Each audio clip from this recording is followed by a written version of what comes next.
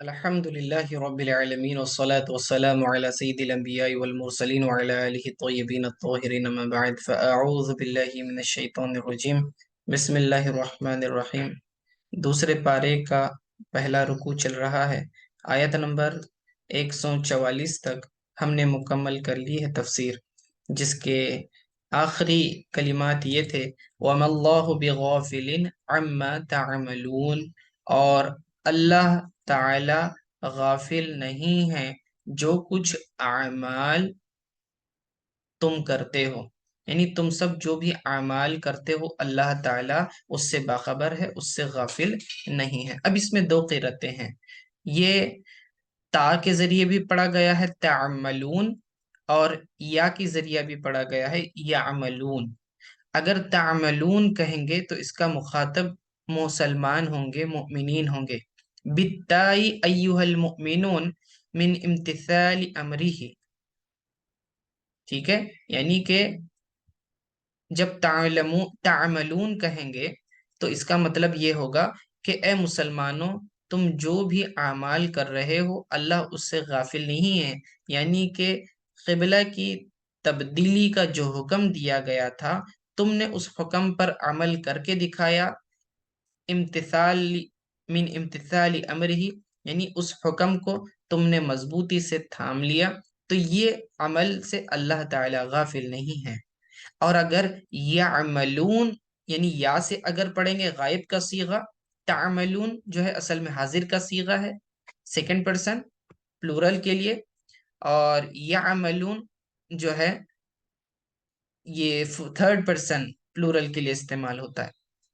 تو یعملون اگر کہیں گے تو اس کا خطاب یہود سے ہوگا، یعنی الیہود من انکار امر القبلہ، یعنی کہ تحویل قبلہ کا جو حکم دیا گیا تو اس کا انکار یہود نے کیا، تو اللہ فرماتا ہے کہ وَمَا اللَّهُ بِغَافِلٍ عَمَّا يَعْمَلُونَ، اور اللہ تعالی ان یہود کے اعمال سے غافل نہیں ہے، یعنی جو انہوں نے حکم کی خلاف ورزی کی اللہ اسے جانتا ہے، ٹھیک ہے۔ تو یہ قرأت کی بات ہوگی۔ اگلی آیت دیکھیں، وَلَئِن، اس میں لام قسم کے لیے ہے، اتیت الذین اوتوا الکتاب بکل آیت، اور اگر آپ لے آئیں ہر طرح کی آیت، ہر طرح کی نشانی ان لوگوں کے لیے، کس کے لیے؟ اوتوا الکتاب، جن لوگوں کو کتاب دی گئی، علی صدقک فی امر القبلہ، یعنی آپ جو ہیں قبلے کے معاملے میں سچے ہیں، اس بات پر چاہے آپ جو بھی دلیل لے آئیں، جو بھی نشانی لے آئیں، ما تبعو، وہ آپ کی اتباع کرنے والے نہیں، آپ کی پیروی کرنے والے نہیں ہیں، ای لا یتبعون، وہ بالکل آپ کی جو ہے پیروی نہیں کرنے والے ہیں، قبلتک، آپ کے قبلے کی، اور یہ ایسا کیوں ہوگا؟ عنادن، یہ دشمنی کی وجہ سے ہوگا۔ وَمَا أَنْتَ بِتَابِعٍ قِبْلَتَهُمْ، اور آپ جو ہے وَمَا أَنْتَ، اور آپ بِتَابِعٍ قِبْلَتَهُمْ، اور آپ ان کے قبلے کے تابع نہیں ہیں، ٹھیک ہے۔ قطع لطمعه فی اسلامہم وطمعہم فی عودہ الیہا، آقا علیہ السلام کی یہ خواہش تھی کہ وہ اسلام کی طرف لوٹ آئیں، اور آقا علیہ السلام چاہتے تھے کہ یہ یہود جو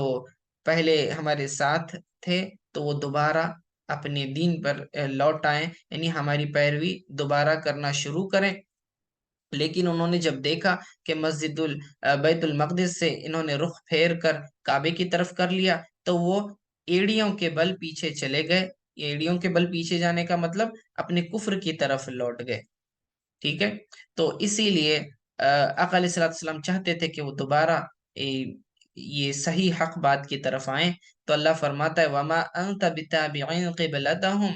اور آپ جو ان کے قبلے کے تابع نہیں ہیں،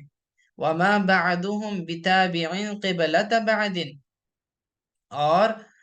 ان میں کے بعض کا جو قبلہ ہے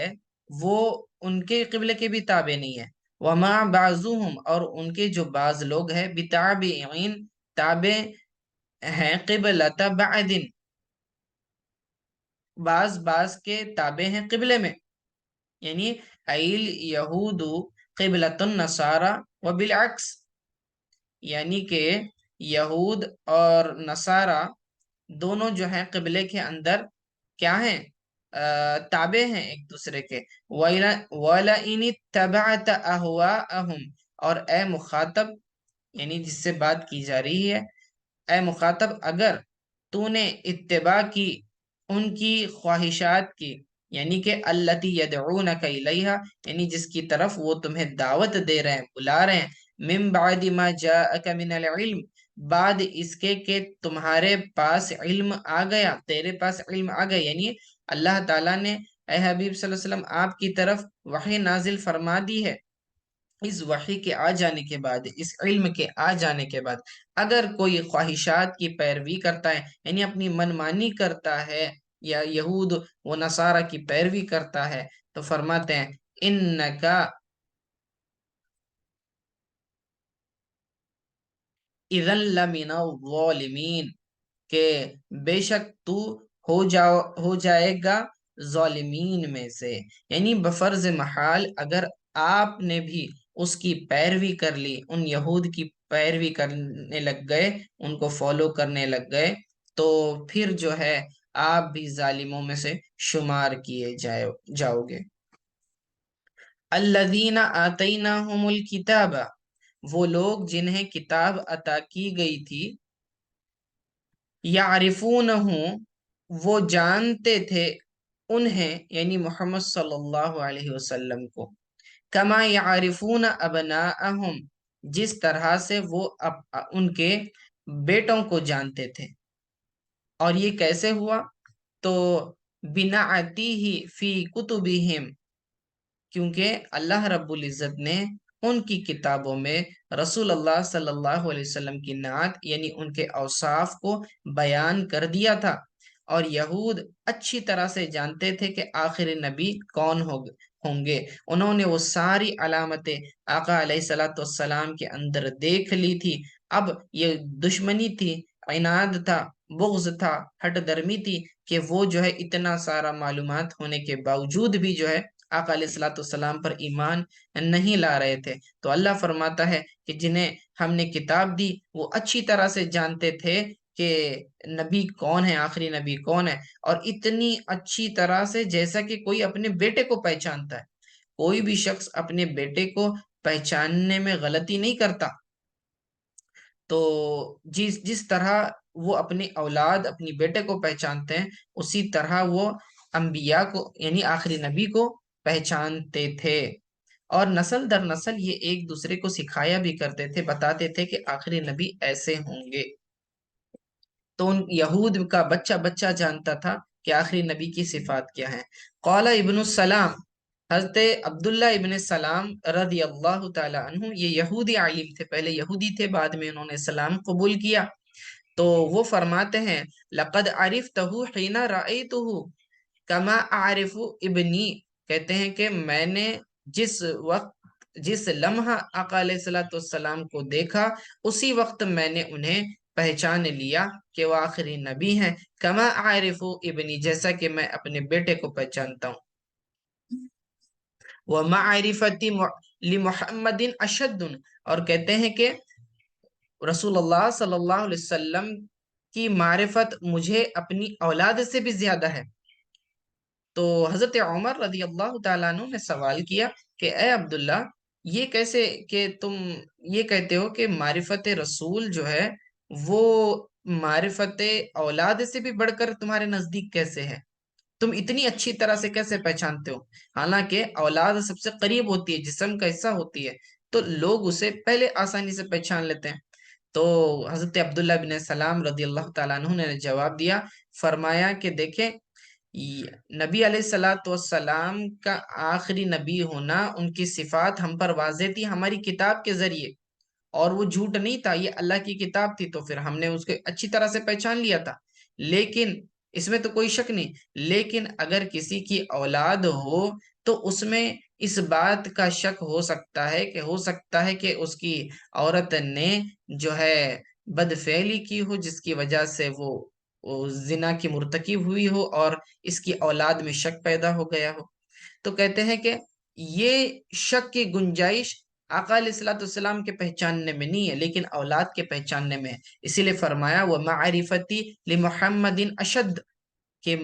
رسول اللہ صلی اللہ علیہ وسلم کی معرفت میری اولاد کی معرفت سے بھی مجھے زیادہ ہے۔ یہ فرط محبت میں عبداللہ ابن سلام رضی اللہ عنہ نے اظہار فرمایا۔ وَإِنَّ فَرِيقًا مِّنْهُمْ لَيَكْتُمُونَ الْحَقَّ،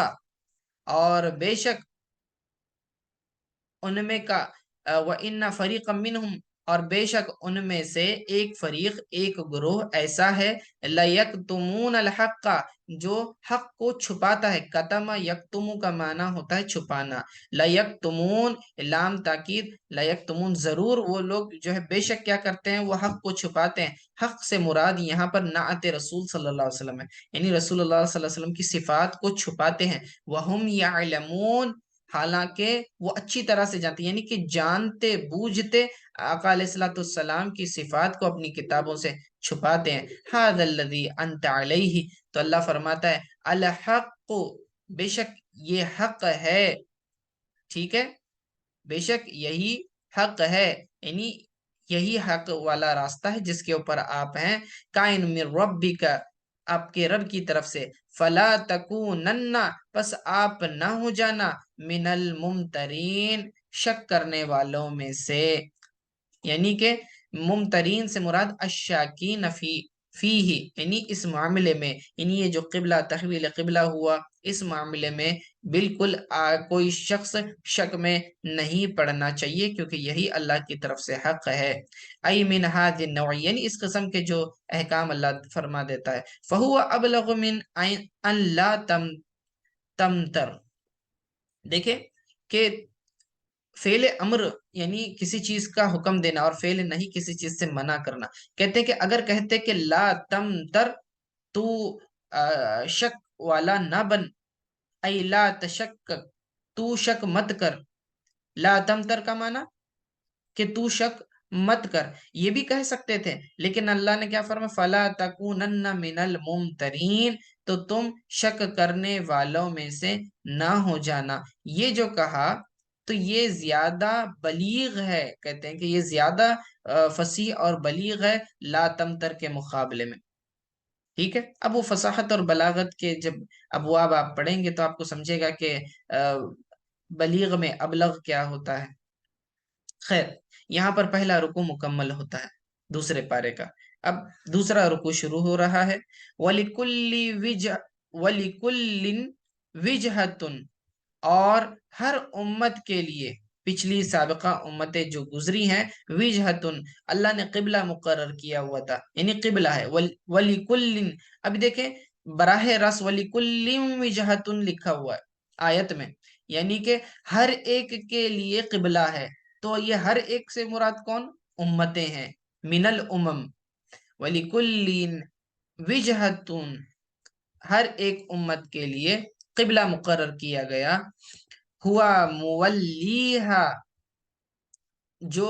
اور وہ اس کی طرف کیا کرتے ہیں، متوجہ ہوتے ہیں، اس کی طرف رخ کرتے ہیں۔ وجہہ فی صلاتہ وفی قراءۃ مولاہا،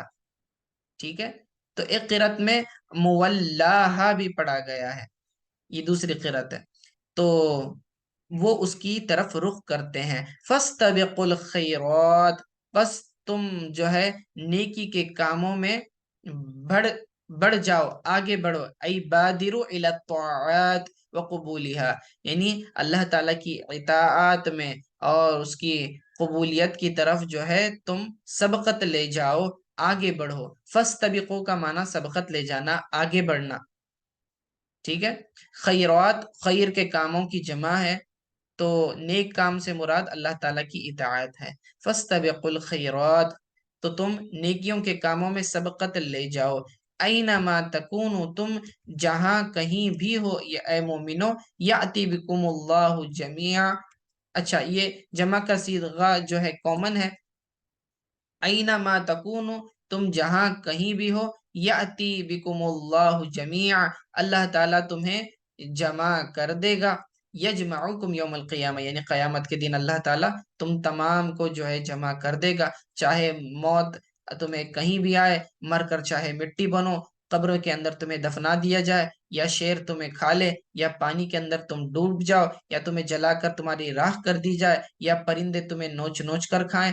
غرض یہ کہ چاہے جس طرح بھی تمہیں موت آئے، تمہارے ذرات جہاں کہیں بھی ہو، یاتی بکم اللہ جمیعا، اللہ تعالیٰ تمام کے تمام کو جمع فرما دے گا قیامت کے دن، فیجازیکم بِاعْمَالِکُم، تو بس اللہ تعالیٰ انہیں جزا دے گا، بدلہ دے گا تمہارے اعمال کی۔ ان اللہ علی کل شیء قدیر، بے شک اللہ تعالی ہر شے پر قادر ہے۔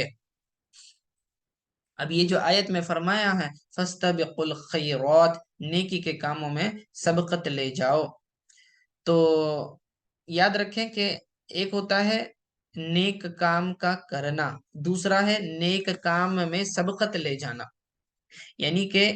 کام میں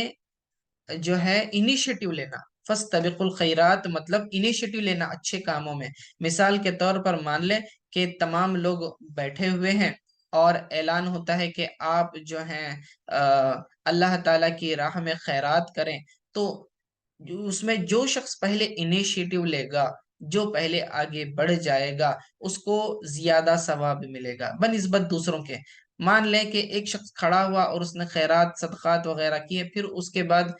بعض اور لوگ بھی دیکھا دیکھی اٹھے اور ان لوگوں نے بھی کرنا شروع کر دیا، تو لیکن چونکہ اس نے ایک خیر کے کام کی بنیاد رکھی پہلے والے شخص نے، اور نیکی کے کام کی ابتدا کی، اور دوسروں نے اس کو فالو کیا، تو اب اس کو اپنا بھی ثواب ملے گا اور دوسروں کے عمل کرنے کا بھی ثواب ملے گا، اور دوسروں کے عمل سے کوئی ثواب کم نہیں ہوگا ان کا۔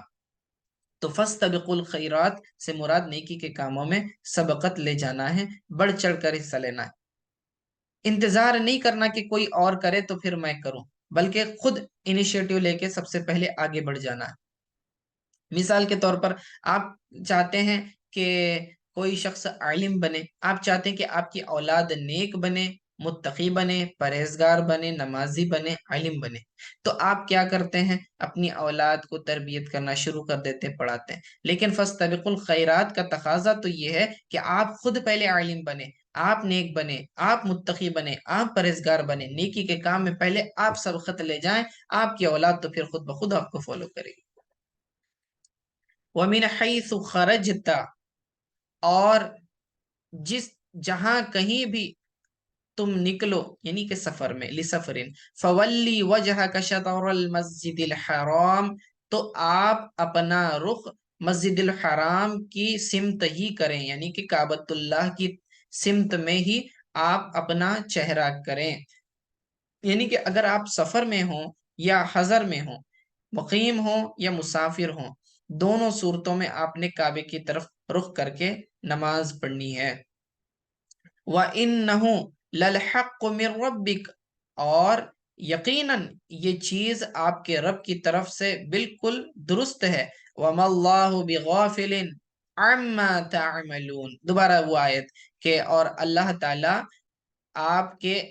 تمہارے اور اللہ تعالیٰ تمہارے اعمال سے غافل نہیں ہے۔ اب یہ مومنین کو خطاب ہوا، یہ جمع کا صیغہ آیا، کہ اے مومنو، جب تم سفر پہ نکلو، جہاں کہیں بھی تم جاؤ، اپنا رخ کعبے کی طرف کر کے نماز پڑھو، اور یہی جو ہے حق بات ہے آپ کے رب کی طرف سے، اور اللہ تعالیٰ تمہارے اعمال سے غافل نہیں ہے بلکہ خبردار ہے۔ اور اس کو دوبارہ پھر دو قرأتیں اس کے اندر نکلیں گی، بالتائی والیائی تقدم مثلہ، جیسا کہ اس کی مثال پہلے گزر گئی، تعملون اور یعملون، وکررہ لبیان تساوی حکم السفر وغیرہ، اور اس کی تکرار کیوں کی؟ تو کہتے ہیں کہ اس کا حکم برابر ہو جائے سفر میں بھی اور غیر میں بھی۔ اب اگلی آیت جو ہے اس میں دوبارہ یہ حکم آ رہا ہے، ٹھیک ہے؟ تو یہ سفر، پہلی آیت جو ہے مخصوص تھی سفر کے تعلق سے، کیا فرمایا؟ وَمِنْ حَيْثُ خَرَجْتَ، تو اس سے ثابت کیا ہو رہا ہے کہ سفر میں جہاں کہیں آپ جائیں، قبلے کی طرف رخ کرنا ہے، کعبے کی طرف رخ کرنا ہے۔ اگلی آیت میں دوبارہ حکم دیا جا رہا ہے، وَمِنْ حَيْثُ خَرَجْتَ فَوَلِّ وَجْهَكَ شَطْرَ الْمَسْجِدِ الْحَرَامِ وَحَيْثُ مَا كُنْتُمْ فَوَلُّوا وُجُوهَكُمْ شَطْرَهُ، کہتے ہیں کہ اور تم جہاں کہیں بھی نکلو تو کیا کرنا، کعبۃ اللہ کی طرف ہی اپنے چہرے کو رکھنا، وَحَيْثُ مَا كُنْتُمْ، اور تم جہاں کہیں بھی ہو۔ اب سے اس وَحَيْثُ مَا كُنْتُمْ سے کیا ثابت ہو رہا ہے کہ اگر آپ سفر نہ بھی کرو تو جس مقام پر بھی تم موجود ہو، جہاں کہیں بھی تم رہتے ہو، وَحَيْثُ مَا كُنْتُمْ فَوَلُّوا، تو پھیر لو اپنے چہروں کو، فَوَلُّوا وُجُوهَكُمْ شَطْرَهُ، اسی سمت، شطر یعنی سمت، ٹھیک ہے، اسی سمت میں اپنے چہرے کو، اسی کی سمت میں، شَطْرَهُ، اس کی سمت میں، کس کی سمت، یعنی مسجد الحرام، کعبۃ اللہ، فَوَلُّوا، تو پھیر لو، وجوہکم، اپنے چہروں کو، شطرہ، اسی کی سمت میں، کررہ للتاکید، اس کو مکرر کیا، تکرار کے ساتھ دوبارہ لائے، ریپیٹ کیا، تکرار کا مطلب ہوتا ہے ریپیٹیشن، تو یہ حکم کو دوبارہ لائے تاکہ اس میں تاکید پیدا ہو جائے، لئلا یکون للناس، تاکہ یہ ہو جائے لوگوں کے لیے، یہاں لوگوں سے مراد یہود اور مشرکین ہے، علیکم حجت، ان کے اوپر حجت، علیکم، تم پر حجت قائم ہو جائے، ای مجادلت،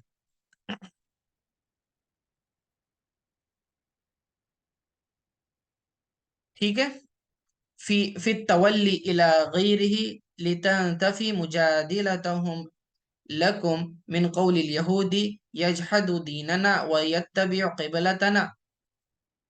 وقول المشرکین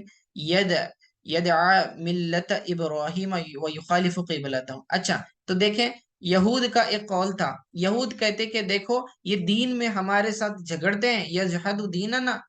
ہمارے ساتھ دین میں جھگڑتے ہیں، وَيَتَّبِعُ قِبْلَتَنَا، اور ہمارے قبلے کی پیروی کرتے ہیں، یہ اس وقت کی بات ہے کہ جب بیت المقدس کی طرف رخ کر کے نماز پڑھی جاتی تھی، تو یہود تانا دیتے تھے، کہتے کہ دیکھو دین کے معاملے میں ہم سے جھگڑتے ہیں اور قبلہ ہمارا ہی استعمال کرتے ہیں، اور مشرکین کہا کرتے تھے دیکھو ملت ابراہیم کی طرف یہ ہمیں دعوت دیتے ہیں اور ابراہیم علیہ السلام کی قبلے کی مخالفت کرتے ہیں، تو دونوں طرف سے تانا ملتا تھا کہ اگر کعبۃ اللہ کو قبلہ بنائے تو یہود تانا دیتے تھے، اور بیت المقدس کو قبلہ بنائے تو پھر مشرکین تانا دیتے تھے،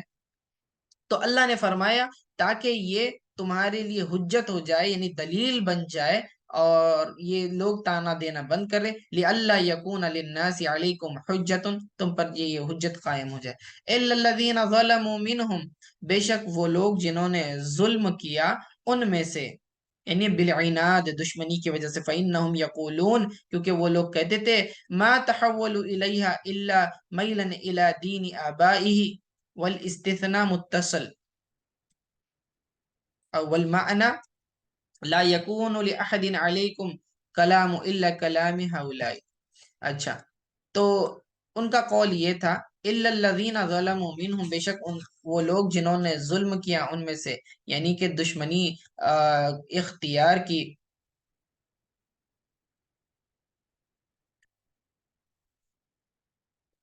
انہوں نے دشمنی اختیار کی، تو کہتے ہیں فلا تخشوہم، تو آپ ان سے نہ ڈریں، آپ ان سے کیا کریں، نہ ڈریں، اور وخشونی، اور مجھ سے ہی ڈریں، فلا تخشوہم یعنی لوگوں سے ڈرنے کا کوئی اعتبار نہیں، تخافوا جدالہم فی التولی الیہا، یعنی یہ جو قبلے کے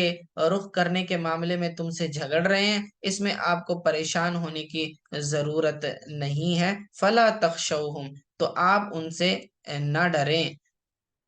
فلا تخشوہم وخشونی، اور مجھ سے ڈریں، یعنی کہ میرے حکم کی نافرمانی کرنے سے ڈریں، یہ نہ دیکھیں کہ لوگ کیا کہہ رہے ہیں، یہ دیکھیں کہ میں کیا کہہ رہا ہوں، اب اللہ کے حکم کو پرائرٹی دیں گے، اور مجھ سے ڈریں، اس بات سے خوف کریں کہ میری نافرمانی کر کے جو ہے عذاب مول لینا نہیں ہے، بلکہ دنیاوی دشمنی اگر یہود کرتے ہیں تم سے، اگر چاہ کہ تم نے ان کے قبلے سے رخ پھیر لیا، تو پھر ان سے ڈرنے کی کوئی ضرورت نہیں ہے، ٹھیک ہے، تو یہ عناد کی وجہ سے، اس لیے کہ یہودی کہا کرتے تھے کہ انہوں نے قبلہ صرف اپنے آبا کے دین کی طرف میلان کی وجہ سے تبدیل کیا ہے، یہ جو کہا نا یہود نے، اب جب کہ قبلہ کیا ہو گیا، بیت المقدس سے کعبہ ہو گیا، جب کعبہ ہو گیا تو یہود نے دوسرا تانا دیا، انہوں نے کیا کہا؟ ما تحولوا الیہا الا میلا الی دین آبائی، یہ چونکہ قریش میں سے ہیں اور ان کے آبا و اجداد ابراہیم علیہ السلام ہیں اور دین ابراہیمی کا قبلہ جو ہے کعبہ تھا، تو یہ ان کے دل میں پہلے سے ہی تھا معاذ اللہ کہ یہ اپنے جو ہے آبا و اجداد کے دین کی پیروی کریں، تو دیکھو واپس اپنے قبلے کی طرف پلٹ گئے۔ تو اللہ فرماتا ہے کہ یہ اس طرح کی باتیں ظالم کرتے رہتے ہیں، آپ اس کی طرف توجہ نہ دے اور کان نہ دھرے، بس ان سے ڈرنے کی بھی کوئی ضرورت نہیں ہے۔ وخشونی، میرے حکم سے آپ جو ہے جڑے رہیں، میرے حکم کو مضبوطی سے تھامے رکھیں۔ ولی اتما، اور اس کا عطف علی اللہ یکون، لی اللہ یکون پر ہے، ولی اتما نعمت علیکم، اور جو ہے نعمت کو تمام کر دیا گیا ہے، میری نعمت کو تمام کر دیا گیا ہے، علیکم تم پر کس طرح سے اللہ تعالیٰ نے تم پر ہم اپنی نعمت کو تمام کر دیا، کمپلیٹ کر دیا؟ بالہدایت، ہدایت کے ذریعے، الی معالم دینکم، یعنی تمہارے دین کے معاملے میں ہدایت اللہ تعالیٰ نے تم کو مکمل کر دی ہے۔ وَلَعَلَّكُمْ تَهْتَدُونَ، تاکہ تم جو ہے ہدایت پا جاؤ، یعنی حق کی راہ پر قائم رہو، ہدایت تمہیں مل جائے۔ اسی لیے اللہ تعالیٰ نے کیا کر دیا ہے؟ تم پر اپنی نعمت کو تمام کر دیا، یعنی کہ یہ اللہ تعالیٰ کی طرف سے نعمت ہے کہ کعبۃ اللہ کو قبلہ بنا دیا گیا، کیونکہ یہ ابراہیم علیہ السلام کا دین ابراہیمی کا بھی قبلہ تھا، اور آقا علیہ السلام کی دلی خواہش بھی تھی کہ قبلہ جو ہے دوبارہ کعبہ بن جائے، تو اللہ نے ان پر آسانی کی اور دوبارہ جو ہے قبلہ کعبہ کو بنا دیا۔ یہ اللہ نے اپنی نعمت جو ہے تم پر تمام کر دی، فرمایا ولی اتما، نعمت یہ جو ہے ولی اتما، یہ جو ہے فعل مجہول ہے، یہ فعل مجہول ہے، تو اس کا مطلب یہ کہ نعمت تمام کر دی گئی، ٹھیک ہے۔ کما ارسلنا، جیسا کہ ہم نے بھیجا، اب یہ جو ہے متعلق ہے اتما، جو یہ جو لفظ ہے، یہ جو ورب ہے اس سے متعلق ہے۔ جیسا کہ ہم نے تم پر یہ نعمت تمام کر دی، ویسے ہی ایک اور نعمت کا اللہ تعالیٰ تذکرہ فرما رہا ہے، کہتا ہے کہ کما ارسلنا، جیسا کہ ہم نے بھیجا، ٹھیک ہے، ای اتمام کا اتمامیہ بھی ارسالنا، کہ ہم نے یہ نعمت کو ویسے ہی تمام کیا جیسے کہ تم پر جو ہے یہ بھی نعمت دی تھی کہ تمہارے اندر رسول کو بھیجا۔ کما ارسلنا، جیسا کہ ہم نے بھیجا، فیکم، تم میں، رسولن، رسول کو، منکم، تم ہی میں سے، یعنی محمد صلی اللہ علیہ وآلہ وسلم جو ہیں، اے قریش تم میں سے ہی ہیں، قریشی ہیں، اور جو ہے اللہ تعالیٰ نے تمہارے درمیان ہی اس رسول کو بھیجا تم میں سے ہی، یتلو علیکم، تاکہ وہ تلاوت کریں تم پر، آیاتنا، ہماری آیتوں کو، یعنی قرآن کو، وَيُزَكِّيكُمْ، اور تمہارا تزکیہ کریں،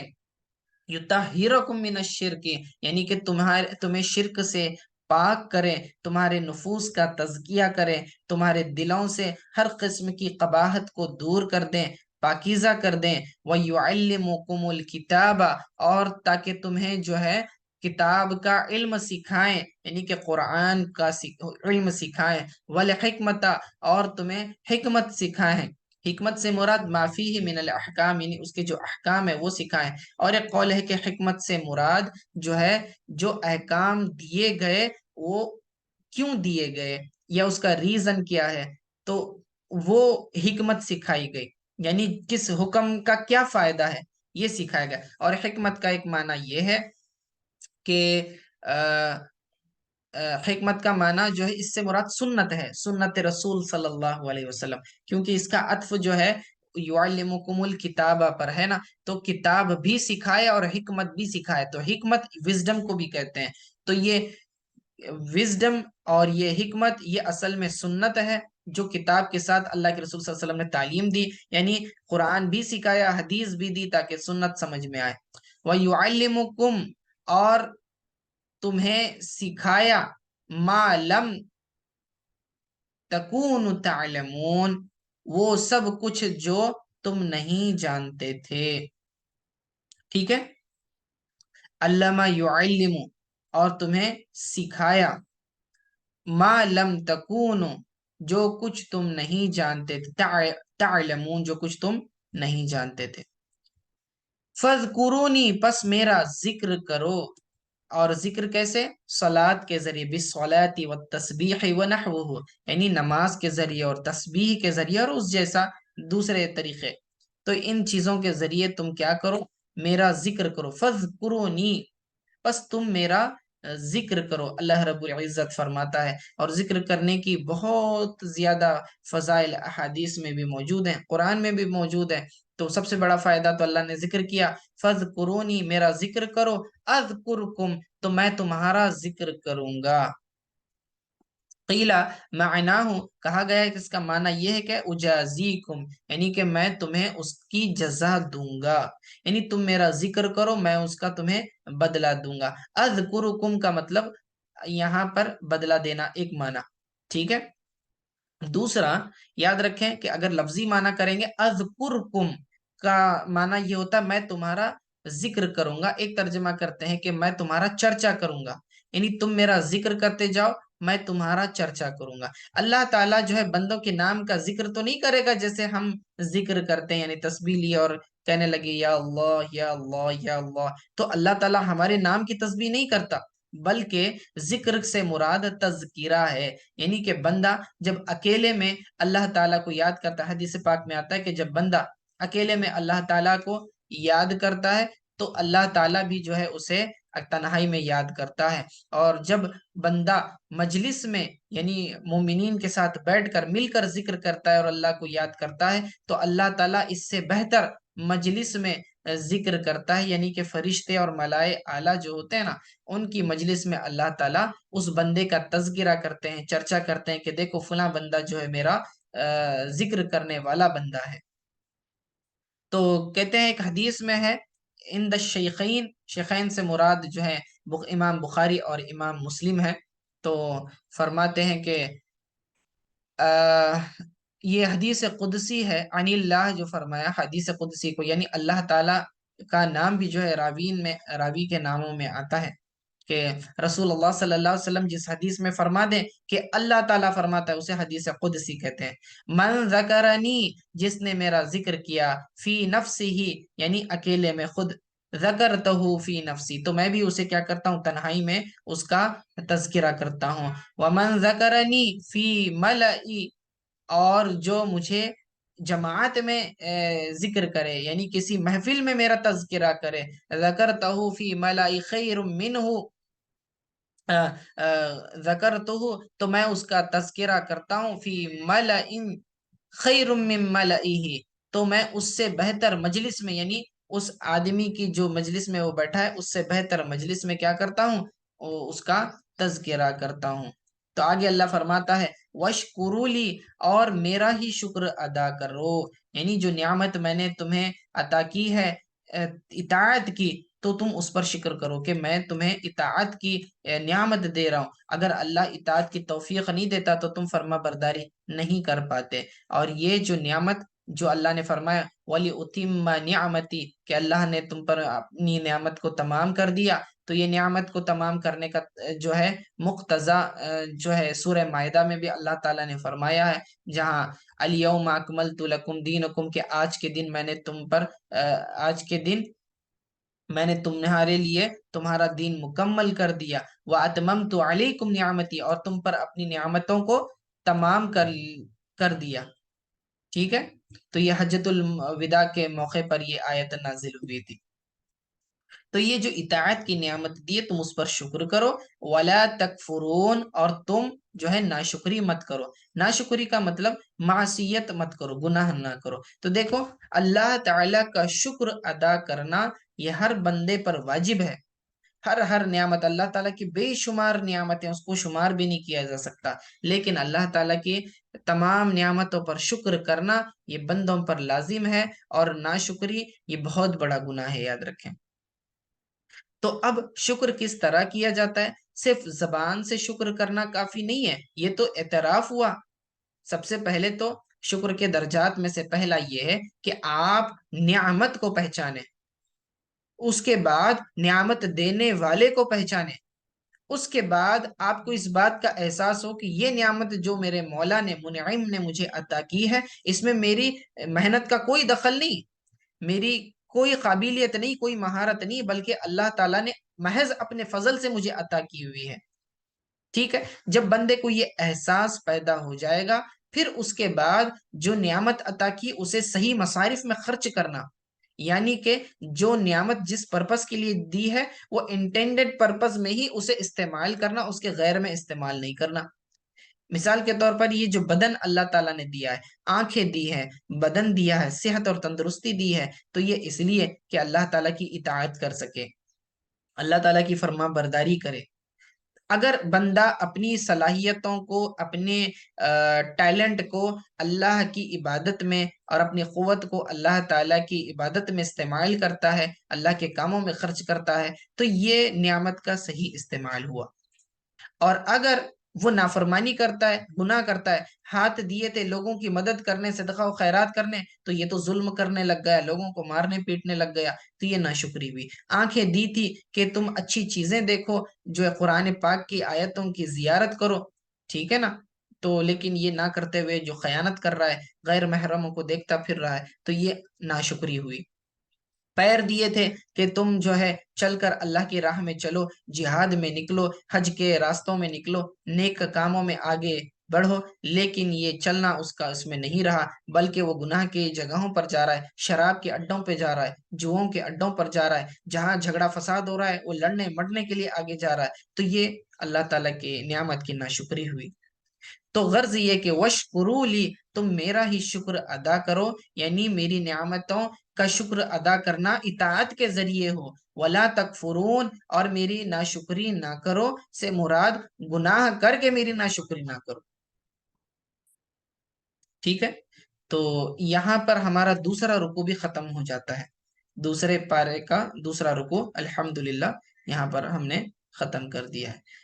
اللہ تعالیٰ سے دعا ہے کہ اللہ تعالیٰ جو ہے ہماری محنتوں کو